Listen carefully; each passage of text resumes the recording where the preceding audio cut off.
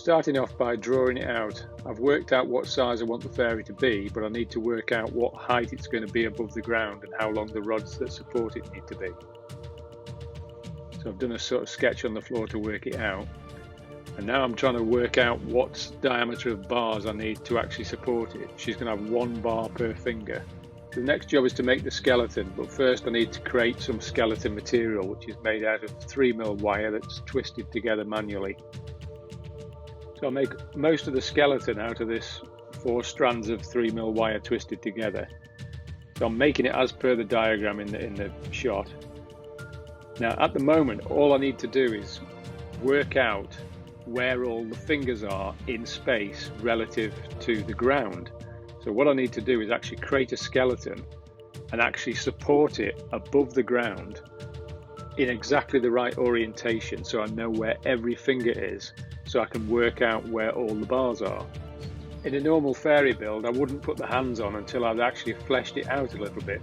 But in this case, the hands are key. I need to know where the hands are in space, so I'm actually adding hands to the skeleton very early.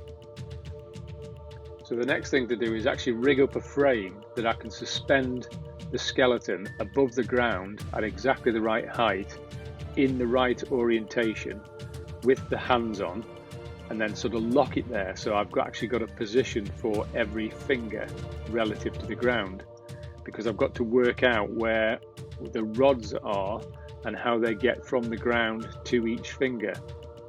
You'll now see me pacing about and just staring at it for quite a long time without actually making any alterations. And what I'm actually trying to do is work out whether or not it looks right. I've said on numerous occasions in the books and on some of the training videos that you have to get the skeleton right. In this particular one, it's particularly important because I've got to work out exactly on the ground where the support rods are going to support her, match it up with each finger, and she's got to look like she's lifting off and the sort of rods aren't supporting her, they're just almost the result of her taking off. So the body orientation has to be absolutely perfect. So I've got to sort of rig all these things up to just hold it in the right place, and then I've got to work out where the rods touch the ground and what shape they'll be to get from the ground to each finger. So it was quite an anxious time trying to do this, and I've left a lot of it in, although it's not important in terms of seeing me build a fairy. It's a good illustration of how much you've got to put in to actually setting the scene right and actually making sure you've got it set up right. So what I'm doing now is actually making a stand to mimic the holes in the ground where the rods will be. So there's 2 support tubes that are the right distance apart to be directly under her hands.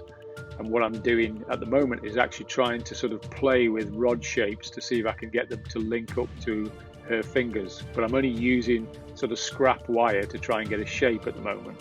The main challenge is going to come when I switch over to rods, so you'll have to watch the next episode to see if I manage to solve that problem. Thanks for watching. Subscribe to our channel to see more.